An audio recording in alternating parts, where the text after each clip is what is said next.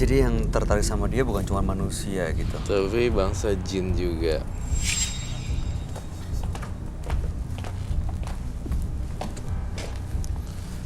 Oke, kita akan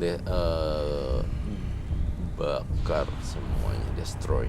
Harus dibakar ya. Ya, 7-7-nya akan dibakar dengan bunganya tersebut di dalam wadah.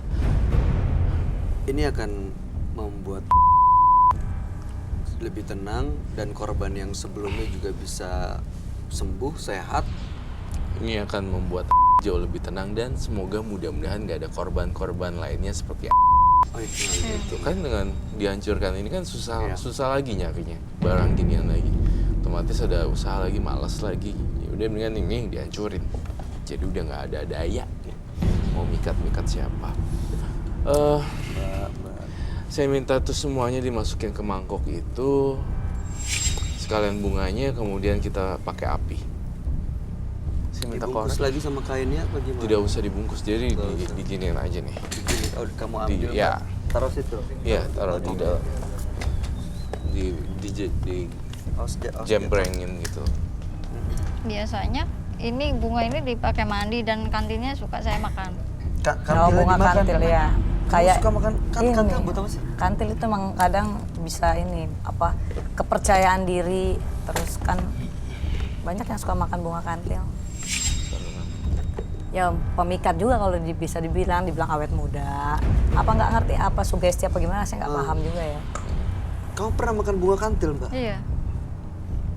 Iyalah pasti. Banyak sih, saya udah nggak heran sih dengan Coba orang deh, makan bunga kantil. Gimana cara makan bunga kantil? Pakai ritual nggak? Tidak. Dikunyah. Dikunyah doang. Nggak boleh langsung ditelan, harus dikunyah pelan-pelan. Ya. Ya kan? Dikunyah kayak kita makan kue, kunyah pelan-pelan sampai dia Itu nggak- hancur di dalam. Nggak pahit ya? Ya, gimana rasanya Mbak? Pahit. Mungkin lihat. Bayu mau coba bunga kantil? No. Mau coba? Nggak, makasih. Makanya Oke, boleh bunga dipakai lagi kantil. maskernya.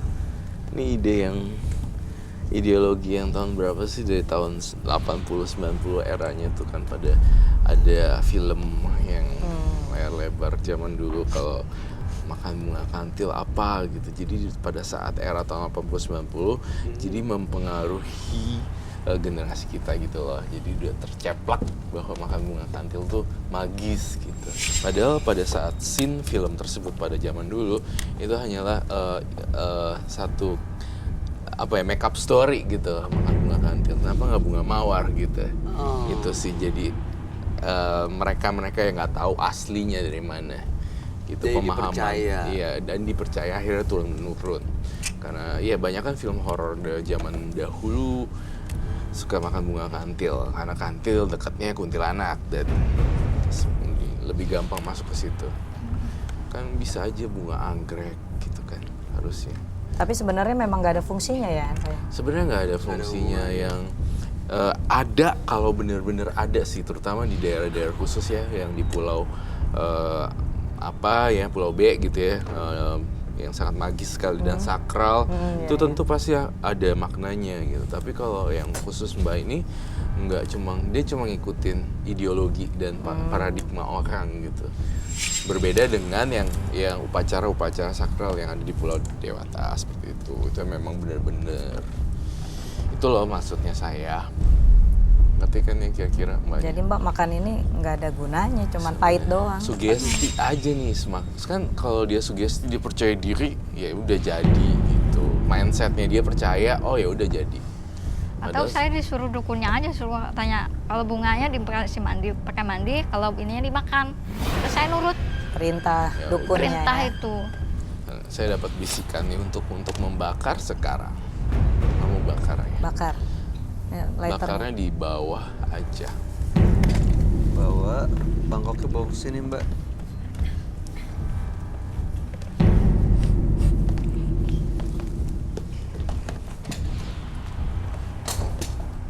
Dibakar.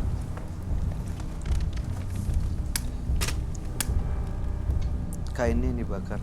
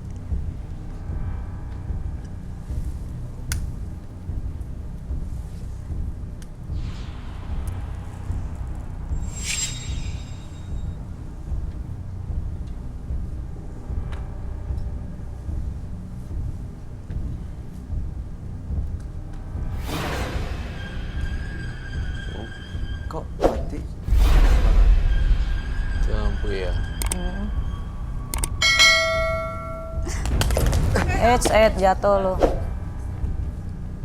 Kenapa itu? Mbak, Mbak Tri, Mbak, Kayak ada suara. ada suara. Suara apa sih? Cewek ketawa. pingsan ya? Mbak, bangun Mbak. Suaranya di sini.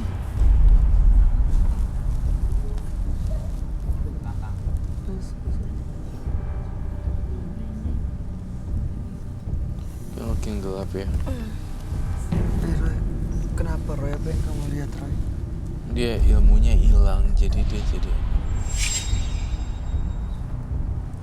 dosa anak kecil ya. Iya. Kenapa langsung pingsan begini?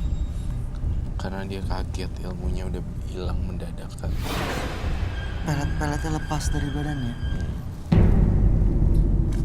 Kita dudukin aja di sini ya. Ya, gimana cara? Mbak, Tolong, bangun Mbak Tri. Mbak, tolong bantuin dong. Mbak, ini aja Bantuin. minta tolong kru. Mbak, Bangunin, dudukin ke kursi lagi. Dia bisa itu tuh udah nyadar mulai nggak? sadar tuh. Mbak Tri. Oke, bangun. Oke, bangun Tri.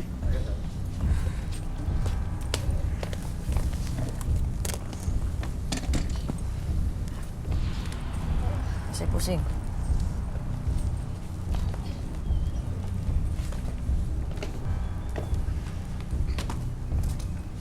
Mbak Tri, Berarti Tadi- udah hilang tuh Roy itunya. Dia Iya. punya. apa rasanya Mbak ilmu. Tri tiba-tiba kok langsung jatuh gitu? Mbak Tri? Ini Mbak Tri apaan sih? Mbak Tri apa Adi nih, Roy? Baterai sih. Oh, udah Mbak Tri. Berarti Adinya udah hilang. Hadiahnya udah menghilang. Itu yang bikin dia langsung lemes gitu. Oh, berarti alhamdulillah lah Adi udah nggak menghantui lagi dong. Harusnya. Mbak Tri, apa yang Anda rasain tadi Mbak Tri? Lemas, Pak. Lemas. Tadi tiba-tiba jatuh gitu Anda tahu? Lemes kayak ada sejenis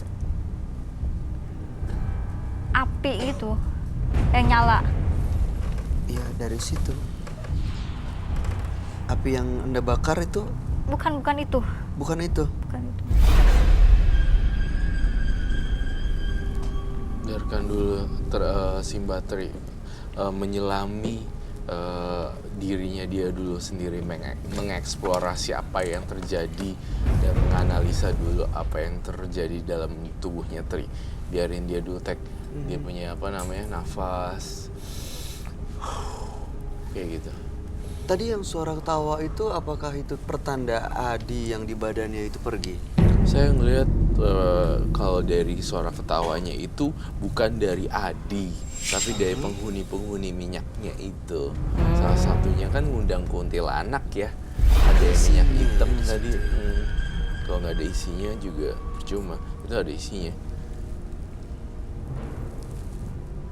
Jadi isinya udah keluar semua. Begitu dibakar keluar, pergi. Keluar pergi.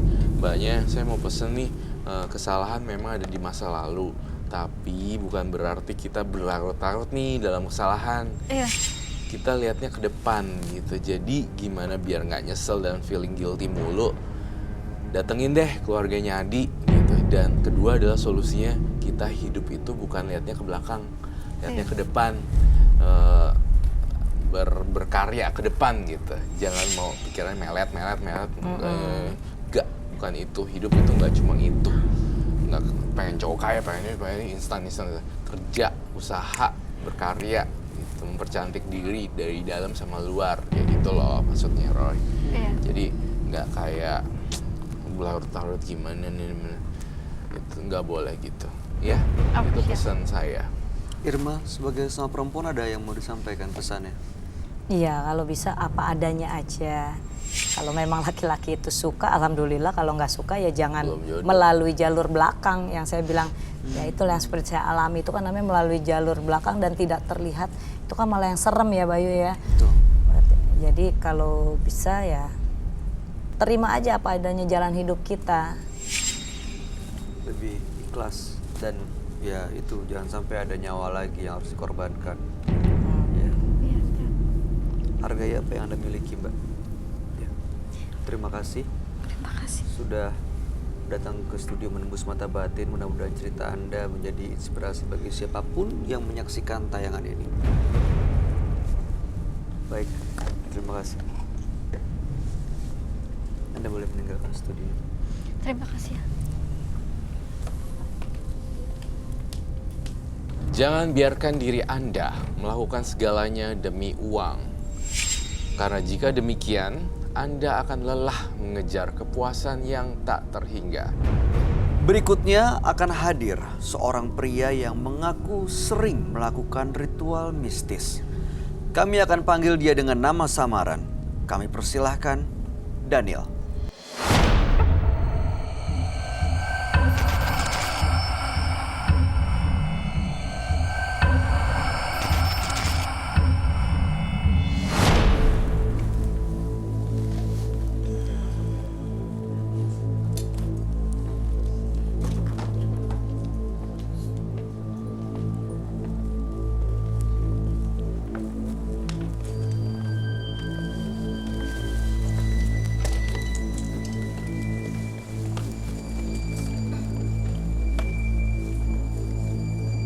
Selamat malam Mas Daniel. Selamat malam. Apa aktivitas Anda sehari-hari saat ini, Mas? Saya aktivitas sehari-hari jualan Berjualan apa? Barang, jasa, perabot. perabot, Mm-mm. perabotan gitu. Perabotan rumah tangga. Yup. Oke, baik. Apa yang mau Anda ceritakan pada kami malam ini, Mas Daniel? Saya pengen menceritakan tentang Mas punya barang jimat. Oh, jadi Anda punya barang jimat. Jimat gitu ya? Ya seperti mengengut ilmu hitam. Enggak, sebentar. Jadi pertama kali Anda menganut ilmu hitam dan juga punya jimat itu bagaimana ceritanya? Anda kemana, dapat dari mana, atau belajar sendiri, atau ada yang ngasih? Saya dulu pernah ikut teman di sebuah pulau Jawa. Saya disuruh ikut pesugihan. Pesugihan. Mhm. Mhm. Selepas itu saya di dalam hutan selama 2 hari. Saya ketemu sosok seperti dia besar, seperti kecoa. Oke. Setelah Anda bertemu dengan sosok seperti kecoa itu yang besar, lalu kemudian apa yang Anda rasakan? Untuk apa sebenarnya? Saya merasa disegani. Saya orangnya paling cuek. Mhm. Saya tidak mau namanya berteman.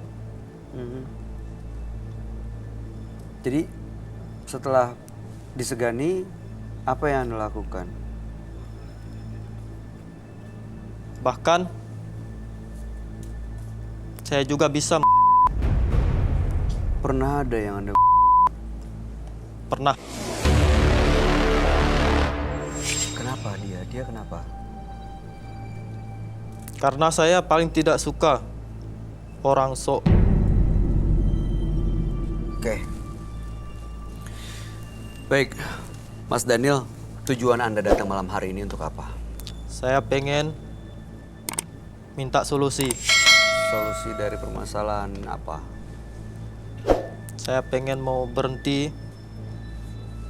dari ilmu hitam saya. Baik, mudah-mudahan Anda bisa mendapatkan solusi yang Anda butuhkan dan Anda benar-benar bisa terbebas dari ilmu hitam yang pernah atau saat ini masih Anda miliki. Anda akan kami ajak bertemu dengan sahabat kami. Dia adalah seorang indigo. Kami persilahkan Roy Kiyoshi. Sebelumnya, tim Mata Batin sudah memberikan tanggal lahir dan nomor rumah partisipan kepada Roy Kiyoshi. Dengan mata batinnya, Roy akan membaca berdasarkan angka yang kami berikan. Daniel, terlahir tanggal 6 Oktober 1989. Dia mendiami rumah bernomor 76. Sosok yang pandai dan memiliki banyak akal. Namun dia memiliki sifat yang tidak sabaran dan pembantah, yang membuat Daniel mudah berselisih dengan orang yang lebih tua dari dirinya. Saya melihat Daniel terbelenggu dalam kegelapan. Dia memandang segala sesuatu di luar dirinya adalah kesalahan.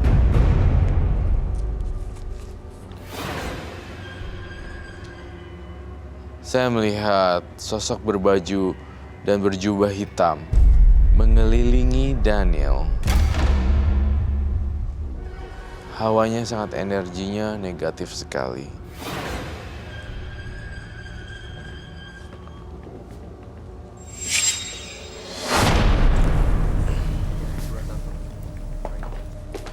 Selamat malam. Selamat malam, Roy. Silakan duduk. Terima kasih. Daniel, tanggal 6 bulan 10 1989, nomor rumah 76. Yap. Daniel memiliki makhluk astral yang mengikuti ya, berbentuk kecoa dan bisa diperintah untuk mengikuti apa yang Anda mau. Itu semacam ilmu hitam yang Anda miliki dan ingin terbebas, terlepas dari ilmu itu. Acut. Apapun yang terjadi di sini, kejujuran dan apa adanya. Astagfirullah.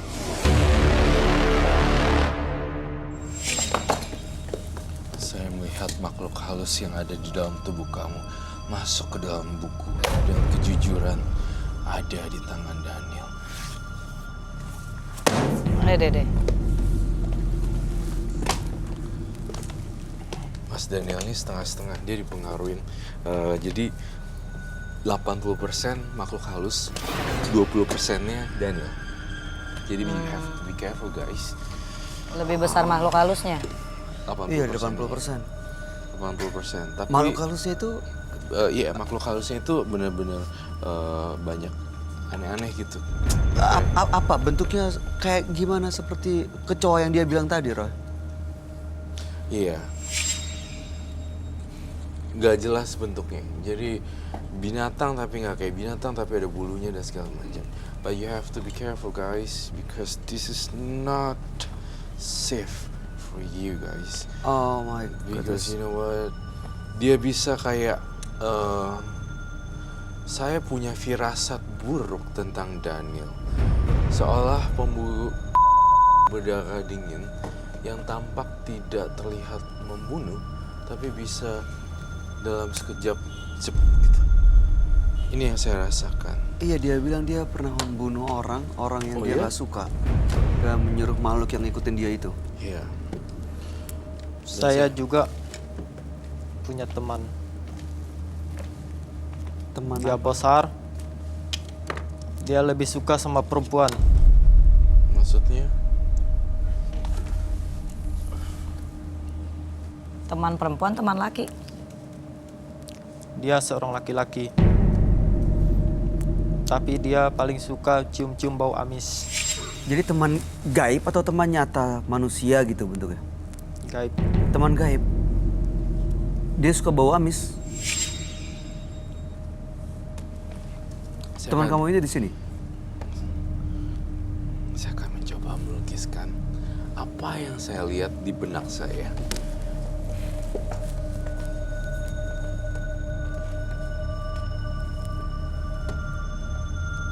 Serem loh. Ini kok kayak wajah laki-laki atau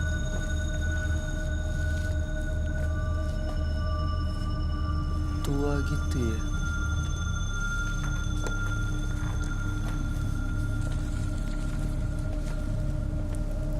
Saya mau tanya deh, Mas Daniel.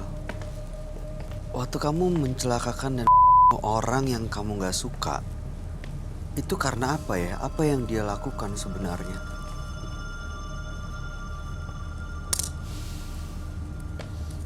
Karena saya paling tidak suka melihat orang sombong sok. Iya, kesombongan apa yang dia lakuin? Pak Sarah. Hah? Seperti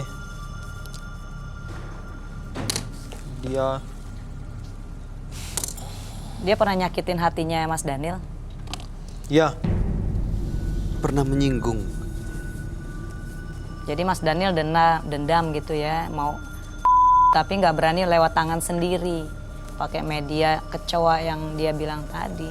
Makhluk siluman itu. Jadi itu sama aja kayak teluh apa ya Roy? Sengaja kayak teluh dong. Kayak Nah, teluh ini berarti sebenarnya ya. manifestasi dari siluman apa tadi dia bilang? Kecoa. Kecoa. Makhluknya tuh jadi gini, hewannya itu hewan biasa, tapi didoa-doain masuk ke dalam. Oh, Hewan. dalam si binatang itu. Betul. Padahal isinya itu adalah makhluk-makhluk gaib lain. Betul sekali. Ini kamu gambar ada hubungannya nggak Roy dengan makhluk gaib yang dia bilang teman atau yang dia biasa perintah itu? Saya ngerasa nih ada hubungannya. Kotor banget kayak tanah kuburan. Warnanya coklat. Terus bau amis lagi. Rambutnya acak-acakan nih kayak bukan kuntilanak ya di sini. Tapi ini sebenarnya ini bulu semuanya. Di sini tuh bulu besar. Terus udah gitu acak-acakan. Mungkin nggak kalau ini genderuwo? Mungkin sekali ini genderuwo ya, tapi saya baru ngeliat apakah ini siluman kecoa, apakah ini genderuwo. Dan dia datang loh sekarang. Ada di mana Roy? Ada di samping kamu, Bay. Oh, Dekat lampu LED di sana. Dia mau apa dan dia ngapain? Marah? Seperti biasa, beberapa sosok makhluk halus tidak mau diekspos mukanya dan digambar wujudnya. Benar? dia tidak suka. Ya, saya tidak akan ngapus gambar saya. Dia nggak suka ditunjukkan wajahnya, mukanya. Diungkap di sini dia nggak suka. astagfirullah.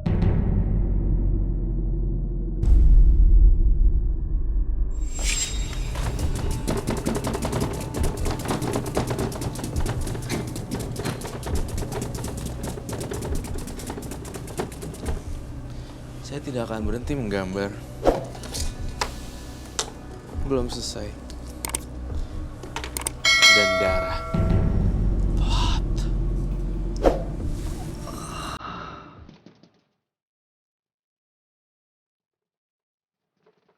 Ada darah juga.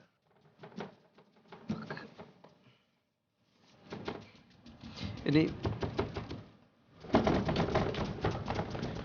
yang tadi kamu lihat itu sosok ini, Roy. Seperti ini. Ya.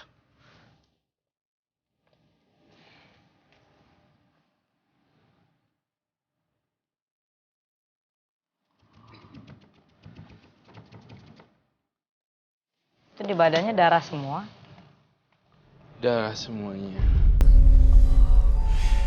Kamu punya media yang mengikat dia supaya ngikut kamu nggak, Mas Daniel? Ini sebenarnya Jimat kayak atau apa itu gitu? ya, kayak monster berbentuk gede, coklat, banyak bulunya. Dan I don't know what we call this one, like yeah, Oke. this one Heeh. and this one.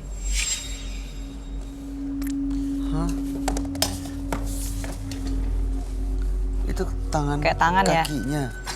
Yep. Ya kayak serangga jadinya kan? Iya kayak Jatuhnya kecoa kayak dong, tapi serangga. bentuknya bukan kecoa, tapi ada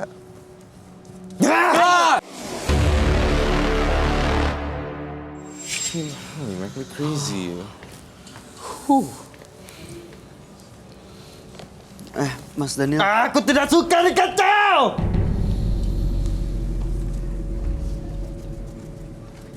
Ini bulu-bulunya nih.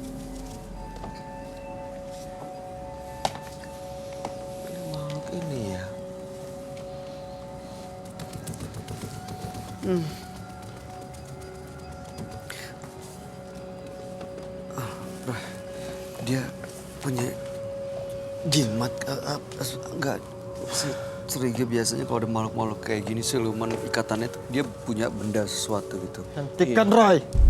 Oke, saya berhenti. Hentikan! Saya akan berhenti. Udah berhenti tuh.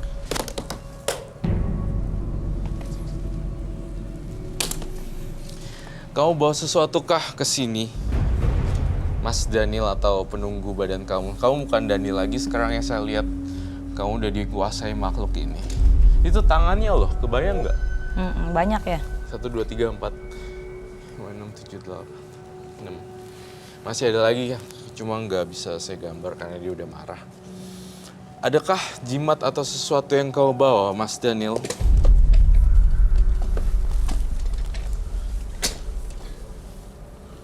Ada. Boleh saya lihat kah? Anda penasaran?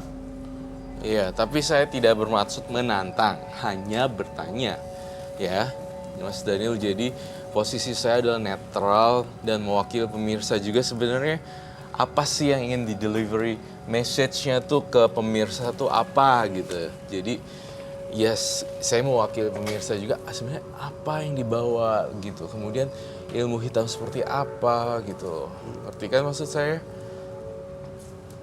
Prosesnya gimana, kenapa bisa gini dan itu kan harus dijelasin satu persatu secara kalau cuma gitu. Dan ini orang bertanya-tanya, what? Iya. Kita pengen ungkap semua di sini supaya penonton kita juga ngerti dan bisa tahu. Iya, Kalau Roy iya. mungkin udah tahu dan bisa ngelihat apa yang kamu bawa, apa yang terjadi. Tapi saya mau semua yang hadir di sini dan juga penonton yang menyaksikan tayangan ini juga bisa mengerti sebenarnya. Iya. Bisa diambil. Jadi nggak penasaran apa sih ini gitu. Bisa? Oh, silakan, monggo. Kamu takut, Bay? Iya, proceed. Kayaknya agak galak ya. Kita tukeran tempat. Saya, Karena itu udah bukan diri dia ya. Iya. aduh kan, Apa sih ini nggak tahu nih. Silakan. Jangan dekat-dekat Bayu. No, itu apa? Saya masih meraba kalau saya lihat gambarnya. Saya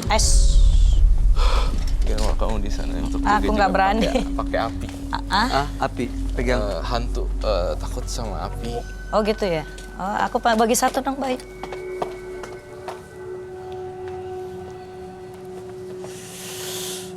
Apalagi nih?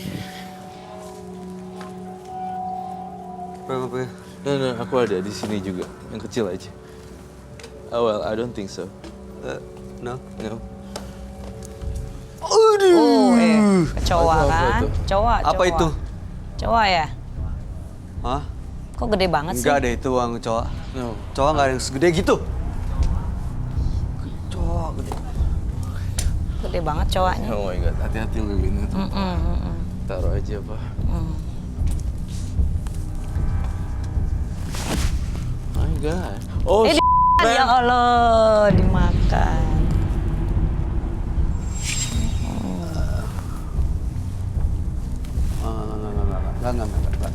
Enggak. Semuanya dimakan.